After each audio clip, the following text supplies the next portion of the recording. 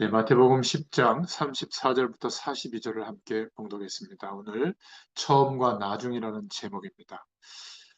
신앙생활을 만약에 우리가 자기 중심으로만 하게 되면 오늘 본문을 이렇게 읽어보면 주님께서 말씀하시는 그 뜻과 반대로 깨닫는 결과가 와요.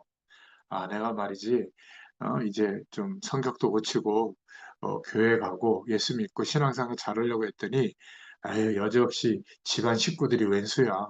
나를 핍박하고 말이지. 성경 말씀에 보니까 이렇게 나와 있네. 그런 말씀이 아니에요. 그래서 막, 어떤 분은 막 남편과 아내와 막 원수가 되고 말이죠. 시어머니 막 부모님과 원수가 되는 거를 막 당연히 여기고 훈장처럼 생각하는데 그런 말씀이 아닙니다. 오늘 예수님이 제자들을 현장에 내보내면서 중요하게 하신 말씀인데 아무래도 자기 중심으로 신앙생활을 하게 되면 내게 이익이 되는 쪽으로만 말씀을 막 해석하려고 하거든요. 안 좋은 환경에서 자라게 되면 아무래도 좀 상처를 많이 받고 자라게 되겠죠. 그러다 보면 자기도 모르는 사이에 원망, 막 불평, 부정적으로 이렇게 어떤 인격이나 성격이 형성이 됩니다. 그리고 시간이 지날수록 자기 주위에 사람이 자꾸 없어지고 또 이상한 사람하고만 이렇게 연결이 되고 말이죠. 결국 모든 것이 자기 중심으로만 살게 되는 그런 사람이 되죠. 그러니까 남을 돕거나 다른 사람의 입장에서 생각할 여유가 없어지는 거죠. 자, 이런 분들이 이제 직장 생활에도 자기 인생의 생활에도 어려움이 오게 되는 겁니다. 그러다가 누군가를 통해서 이제 전도가 돼서 예수님을 믿게 되고 이제 나름대로 은혜를 받게 돼도 은혜 받는 것은 다행이지만 예수 믿는 것도 이제 자기 중심으로만 믿게 되는 경향이 있거든요. 뭔가 가족도 좀 생각하고 이웃도 생각하고 이래야 되는데 그냥 오직 자기만 생각하면서 막 기도하고 막 신앙생활하는 분들이 많이 있어요. 그러면 당연히 남편이나 아내나 가족들이 반대하겠죠. 좋으신 하나님의 어떤 말씀과 하나님에 대해서 가까이 있는 사람들이 그렇게 자기중심적으로 신앙생활하는 사람을 보고 막 비판을 합니다. 그죠? 뭐 새벽 기도를 갔다가 기도하다가 이제 힘이 생기는 건 좋은데, 아니, 아침이 되면 좀 밥도 차려주고 해야 될 거 아니에요? 근데 출근을 하든지 말든지 애들이 학교를 가든지 말든지 나는 은혜 받는 게 좋다고 말이지 막 3시간, 4시간씩 막 기도하고 있는 겁니다. 혼자는 막 충만해요. 뭐 어떤 때는 또 막 철야기도 가서 집에 오지도 않고 말이죠. 막 기도로 몰아붙이는 그런 교회는 그런 데가 있잖아요. 그러다 보니까 나는 신앙생활 잘하는 것 같은데 정작 나와 함께하는 가족들조차도 완전히 이상한 사람으로 따돌림을 당하게 되는 그런 신앙생활하는 경우가 많이 있습니다. 그러니까 왜 그럴까? 나는 열심히 하나님의 은혜 충만한 것 같은데 어려움을 당할 수밖에 없는 거죠. 그래서 오늘 이런 부분을 좀 생각하면서 말씀을 좀 잘 들으시길 바랍니다. 첫 번째로 결론부터 내리면 오늘 본문은 원수가 되는 게 당연하다. 그런 말씀을 하는 게 아니라 그렇게 이해하면 큰일 나죠. 집안 식구가 다 내 원수다. 이렇게 받아들이면 예수님이 하신 말씀을 거꾸로 이해한 겁니다. 오늘 여기에서 어, 결론부터 내리자면 처음과 나중을 이야기하고 있는 거거든요. 그래서 신앙인은 심지가 굳고 하나님의 말씀을 믿는 믿음이 정확해야 됩니다. 우리가 이 복음을 자꾸 방해하는 것이 내 가족 중에도 나올 수 있지 않겠느냐. 사실 옆에 있는 사람이 내가 예수 믿고 막 변화되는 게 이해가 안 되니까 너를 어렵게 만들 수 있지 않겠느냐. 그러니까 그걸 당연히 여기고 살아라. 그 말이 아니에요. 마태복음 10장 40절에 보면 굉장한 축복을 이야기하고 있거든요. 신앙생활하는 하나님의 백성들은 그렇기 때문에 심지가 굳어야 된다. 진짜 응답은 그때 일어나죠. 우리의 중심이 막 그런 시선에 따라 흔들리는데 어떻게 응답을 받겠습니까? 오늘 이 본문의 말씀은 굉장히 중요한 결론인데 예수님이 제자들을 현장에 파송하면서 내리게 된 결론이거든요. 10장 37절에 보면 아비나 어미를 나보다 더 사랑하는 자는 내게 합당치 아니하고 아들이나 딸을 나보다 더 사랑하는 자도 내게 합당치 아니하고 그냥 표면적으로 보면 오해하기 쉽죠. 가정을 막 버리라는 말이냐? 가정을 막 그냥 버려버리고 막 교회 가서 신앙생활하고 이게 옳다는 말이냐 그렇게 오해할 수도 있거든요. 이런 성경 구절을 들이대면서 말이죠. 이것은 예수 믿으면 처음에 일어날 수 있는 일일 수도 있는 겁니다. 그렇죠? 처음에는 예수 믿는다고 해서 어려움을 이렇게 당하는 분들이 있어요. 또 이런 분들이 교회에는 어려운 사람들이 먼저 와요. 그래서 처음 신앙생활을 시작하면 핍박이 오는 듯 합니다. 전도 현장에 처음 가보거나 또 교회 속에서도 보면 어려운 사람들, 가난한 사람들이 막 교회에 처음에 이제 오기 시작하거든요. 사실 이게 바른 순서예요. 마태복음 10장 34절에 검을 주러 왔노라 하신 말씀은 어떤 의미냐면 각오를 해라. 신앙생활을 처음 시작할 때 이런 어려움이 일어날 수 있으니 사도들에게 하신 말씀이거든요. 내가 세상에 화평을 주러 온 줄로 생각하지 마라. 화평이 아니요 검을 주러 왔노라. 얼핏 들으면 거꾸로 이야기하시는 게 아닌가 이렇게 생각할 수 있죠. 아니 평강의 주님께서 검을 주러 왔다니 화평을 주러 온 게 아니라 검을 주러 왔다. 여러분, 칼을 들면 굉장한 싸움이 되는 거 아니겠습니까? 이거는 이렇게 이해하면 쉬워요. 만약에 여러분이 북한에 가서, 그런 일 없지만, 북한에 가서 복음을 증거한다. 어떻게 되겠어요? 그런 의미예요. 모슬렘에 가서 복음을 전한다면 어떤 일이 일어나겠느냐? 그거는 영적 전쟁이지 않겠느냐? 그런 의미예요. 딸과 어머니, 며느리와 시어머니와 불화하기도 한다. 아니, 같이 잘 귀신 섬기고 막, 이렇게 가서 점치고 이랬던 분인데 두 분 다. 근데 딸이 복음을 받은 거예요. 그러면 일단 갈등이 오지 않겠어요? 그 말이에요. 불화하게 된다. 내가 온 것은 사람이 그 아비와 딸이 어미와 며느리가 시어머니와 불화하게 하려 하매니 얼마나 이게 잘못 들으면 오해스럽게 되는 그런 말씀인 거잖아요. 그죠? 그러나 잘 보면 어려운 말도 아니에요. 시어머니하고 며느리하고 산에 가서 막 촛불 켜놓고 귀신 섬기고 절하다가 어느 날 며느리가 예수 믿으니까 시어머니하고 안 맞게 될 수 있다. 그 말이거든요.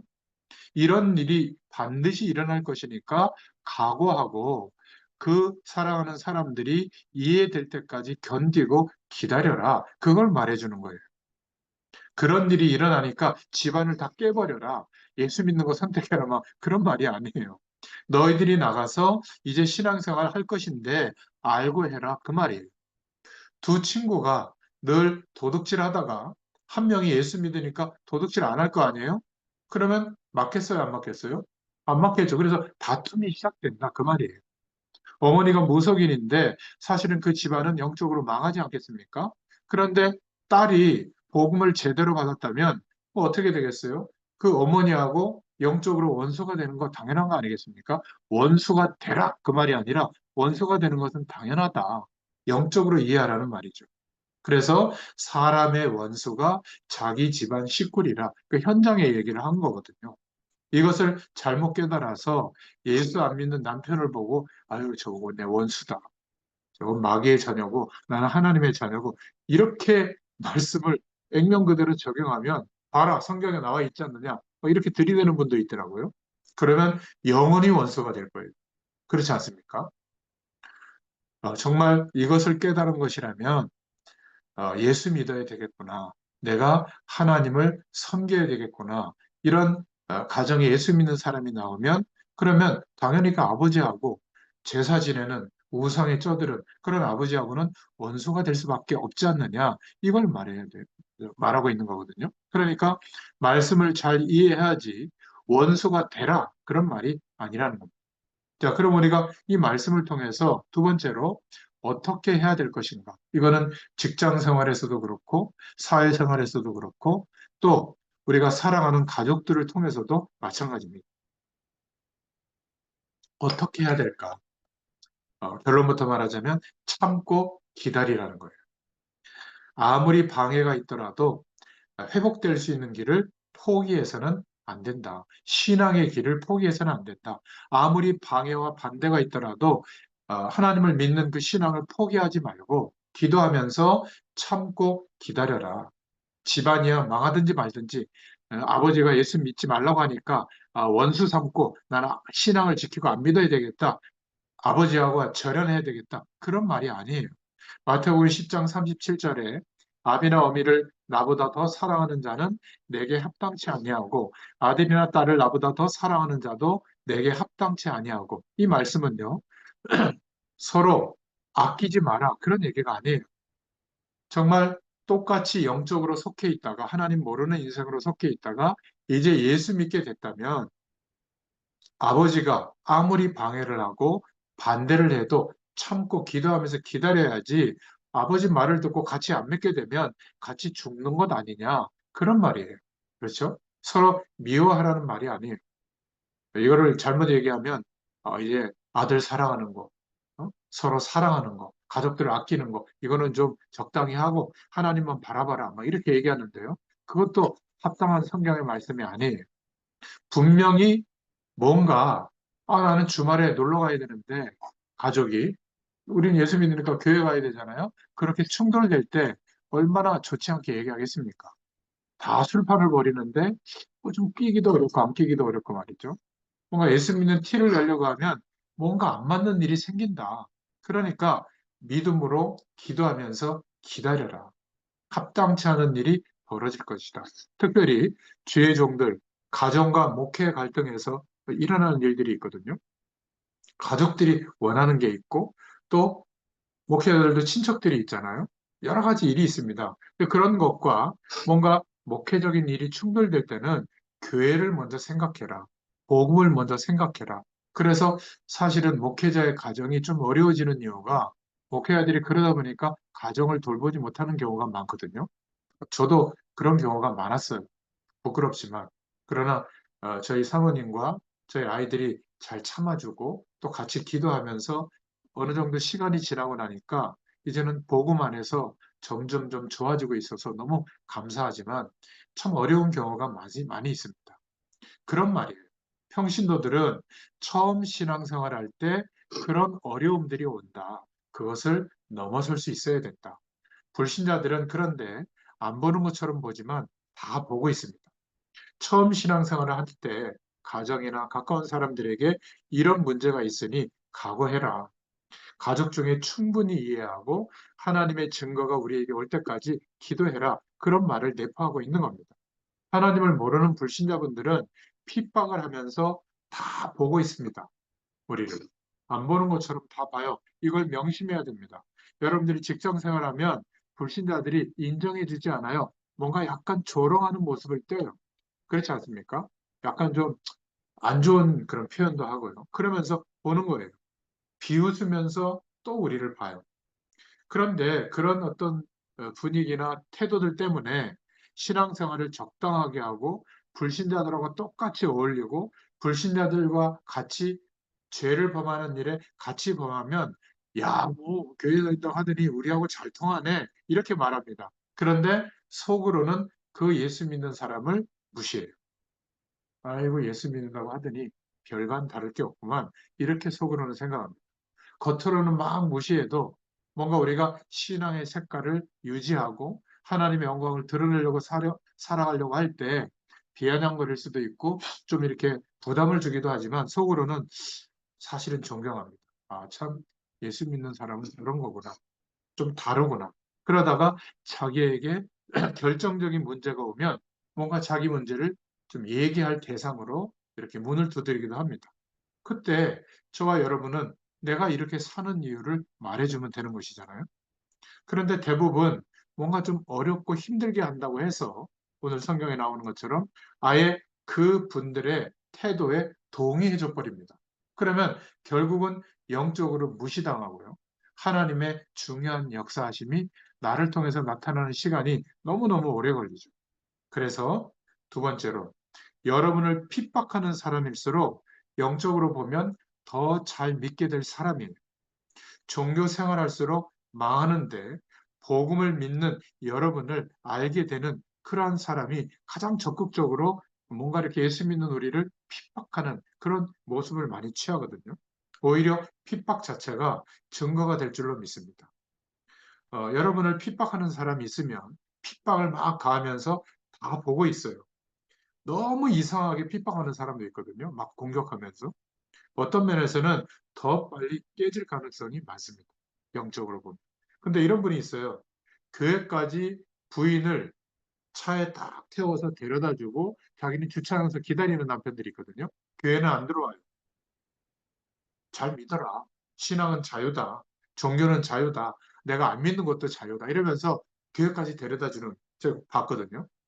30년 지나도 안 믿어요. 이런 사람이 훨씬 더 오래 걸릴 가능성이 많습니다. 막 적극적으로 막 핍박을, 액션을 취하는 분들은 의외로 하나님의 시간이 되면 금방 깨지는 경우가 많아요. 제가 이렇게 경험해 보니까. 영적으로 그렇더라고요.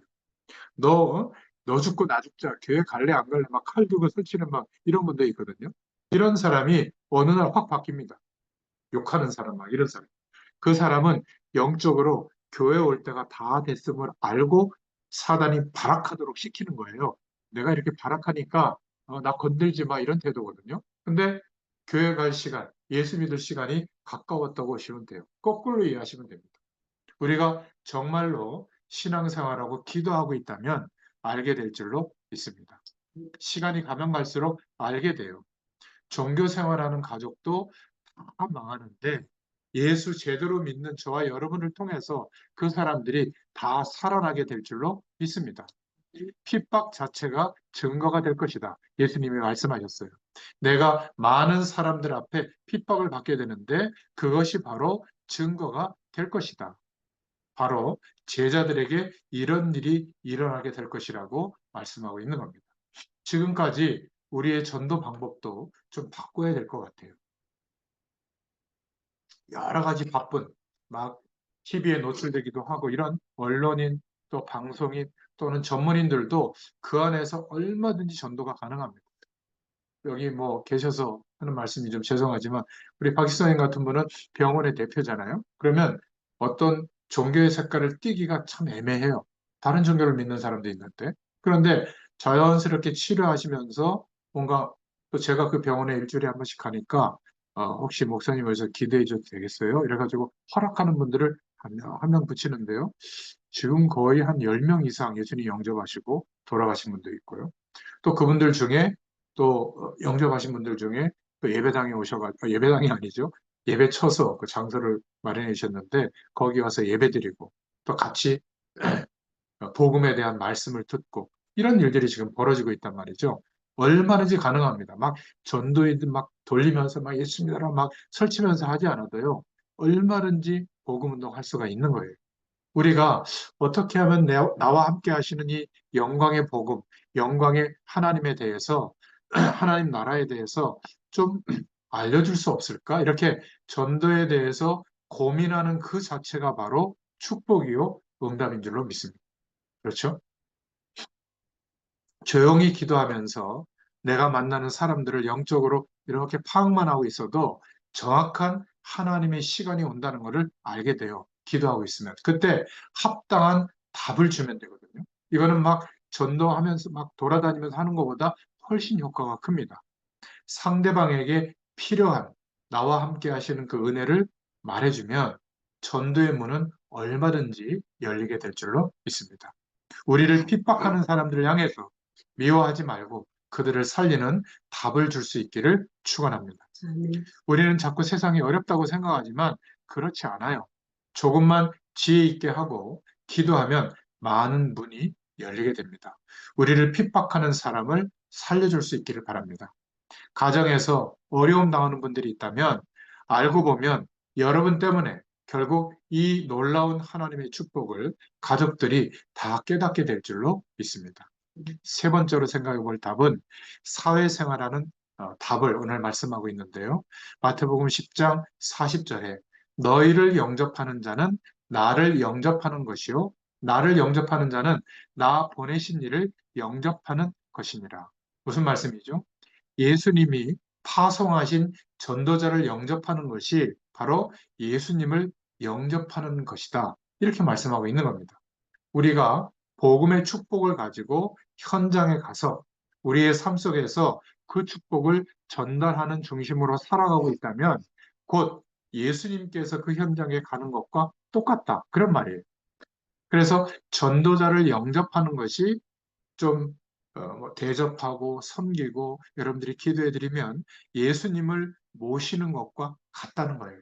그래서 의인으로 대접하면 의인의 상급이 있고, 전도자로 대접하면 전도자의 상급이 있고, 또 제자로 영접하면 제자의 상급이 있다. 오늘 예수님이 그 말씀을 하신 겁니다. 그러니까 예수님이 파송한 전도자를 모신다, 예우한다. 이것은 예수님을 영접하는 것과 같다. 그렇게 말씀하고 있는 겁니다. 막 집안에 이런저런 문제가 일어날 것이다. 쭉 이런 얘기를 하면서 그럼에도 불구하고 전도자들이 이렇게 섬긴다면 갑작스럽게 하나님이 지금 축복을 말하고 있는 거거든요.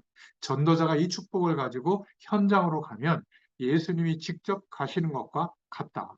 제자들에게 지금 말하고 있는 겁니다. 이 축복을 가지고 현장으로 간다면 예수님이 직접 가시는 것과 같다. 여러분이 그런 마음으로 직장에 출근합니까? 아유, 이 지긋지긋한 오늘 하루. 이러면요, 그런 결과가 와요. 나는 그리스도의 대사로 화목하게 하는 직책을 가지고 내가 오늘 이 현장으로 간다. 이렇게 기도하면서 한번 인도받아 보세요. 그래서 여러분, 요즘에는 참 신방 오는 거를 싫어하시는데, 런 가정은 특별한 가정이에요. 일주일에 한 번씩 목회자가 계속 오니까. 그것도 1, 2년도 아니고 말이죠. 근데 거의 1년에 한 번 목사님이 오실까 말까 하죠. 근데 그것도 부담스러워서 싫다고 하더라고요. 몰라서 하는 소리예요. 사실은 신방이라고 하는 것을 이런 의미로 생각한다면 참 복음 가진 목회자가 대신방을 하거나 신방할 때 예수님이 직접 오시는 것과 같은 축복의 일들이 일어나는 거거든요. 의미를 따지자면. 굉장히 중요한 거예요. 평신도라고 할지라도 참 복음을 가지고 여러분들이 인생을 살아가면 예수님이 그 현장에 직접 가셔서 역사하는 것과 같다. 얼마나 귀한지 모릅니다. 마태복음 오늘 10장 41절 42절에 복음을 가지고 선지자를 도우면 선지자의 상을 받는다. 선지자의 이름으로 선지자를 영접하는 자는 선지자의 상을 받을 것이요 의인의 이름으로 의인을 영접하는 자는 의인의 상을 받을 것이다. 또 누구든지 제자의 이름으로 이 소자 중 하나에게 냉수 한 그릇이라도 주는 자는 내가 진실로 너에게 이르노니 그 사람이 결단코 상을 잃지 아니하리라. 이거는 대접하라는 데 강조점이 있는 게 아니에요. 무슨 의미죠, 여기는? 복음 가진 자가 현장에 가서 그 복음을 전달하려고 하는 중심으로 살아갈 때 주님이 직접 가서 역사하는 것과 같은 축복이 나타난다. 그거를 말씀하기 위해서 이런 내용을 말한 겁니다. 그러니까 꼭 주의 종들을 대접해야 복이 온다. 그걸 말하는 건 아니에요. 뭔가 이렇게 전도자를 섬길 수 있는 그것이 없어서 냉수 한 그릇 같은 작은 것이라도 똑같이 전도자로서 상을 잃지 않게 될 것이다. 그러면서 진실로 너에게 이르노니 결단코 상을 잃지 아니라 이렇게 말씀하고 있거든요. 복음 전해야 되는 이유를 알고부터 이 응답을 저 여러분은 받고 있는 줄로 믿습니다. 그래서 오늘 말씀처럼 내가 사는 이유가 분명하다면 이유를 아는 자에게 하나님은 문을 열어주실 줄로 믿습니다. 지금 모든 현장이 하나님 없어도 살 수 있다. 행복해질 수 있다. 성공하면 된다. 이런 문화 속으로 가다 보니까 남는 거는 뭐죠? 타락밖에 없어요. 남는 거는 부패해지는 것밖에 없습니다. 남는 거는 재앙이 들이닥치고 있거든요. 가장 뛰어난 열심히 노력한 사람들이 결국 가는 곳이 정치권이잖아요. 이 정치권에서 나라를 두동강내가지고 막 서로 막 원수처럼 만들도록 이렇게 나라를 만들었거든요. 전 이거 문제 있다고 봅니다. 그들이 똑똑하지 못해서 그럴까요? 아니에요. 흑암의 문화 때문에 그렇습니다. 하나님을 바라보는 중심이 없는 문화, 그 최고는 서로 죽이는 거거든요. 인간은 절대로 아무리 노력해도 하나님이 없이는 행복해질 수가 없구나. 안식을 누릴 수가 없구나. 이런 결론이 와야 될 줄로 믿습니다. 그래서 우리에게는 누가 필요하죠? 예수 그리스도를 보내셨구나. 또 우리가 깨닫는 것은 뭡니까? 그런데 예수 믿는 사람도 거의 다 이런 세상의 문화에 장악되어져서 그 속에서 인생관을 펼치고 있구나. 그러니 결국 사단에게 속고 있구나. 이걸 깨달을 때 우리가 어떻게 하죠? 기도할 수가 있는 거예요. 그들과 같이 부안해동에서 휩쓸린다거나 아니면 부러워하거나 이렇게 살아가는 것이 아니라 또 적개심을 가지고 미워하는 것이 아니라 중보할 수 있는 사람으로 바뀌게 될 줄로 믿습니다. 부활하신 주님께서 그 이름으로 기도할 때 우리에게 생명의 역사가 일어나도록 역사하시는구나. 여러분, 이 이유를 아는 자에게 하나님은 하나님의 문, 복음의 문을 여시는 줄로 믿습니다. 오늘 결론적으로 주님의 음성은 무슨 음성이죠? 걱정하지 말라는 거예요. 정말 예수를 바르게 믿으면 집안에도 이런 일이 일어날 수 있지만 믿음을 가지고 견디면 너 한 사람을 통해서 하나님께서 직접 역사하시는 축복이 나타나도록 하겠다. 그러니까 심지를 굳게 하고 복음을 위해서 살아라. 복음 전해라. 제가 어느 날 이런 마음을 가지고 목사지만 목회를 위해서 말씀 전하는 게 아니라 정말 이 복음에 대한 심부름을 해야 되겠구나. 이렇게 마음을 먹게 됐거든요. 교회 부흥시키려고 저는 지금 여기 와서 말씀 전하는 게 아니에요. 한 사람이라도 천국 배경을 누릴 수 있게 됐다면 일평생 그 복음의 증인으로 서지 않겠나. 그러면 그 사람 뒤에 끝없는 전도의 문이 열리거든요. 그렇지 않겠습니까? 그럼 어떻게 함께 복음 운동하고 전도 운동하고 선교 운동할 수 있을까? 이거를 두고 말씀으로 심부름하고 있단 말이죠. 저는 날마다 은혜를 받고 있고 날마다 하나님이 하시는 일을 보고 있습니다. 왜? 주님이 하시는 일을 보고 있잖아요. 여러분도 이런 축복을 지금 하나님이 허락해 주신 줄로 믿습니다. 많은 방황과 실패를 하면서 저는 현장에 가서 사람들 이렇게 만나보고 정말 복음이 필요하구나. 이걸 깨닫게 됐어요. 여러분, 이 복음이 필요해서 그것 때문에 전해주려고 하는 동기만 남기를 바랍니다. 다른 모든 동기, 계획은 내려놓을수록 하나님의 역사가 나타납니다.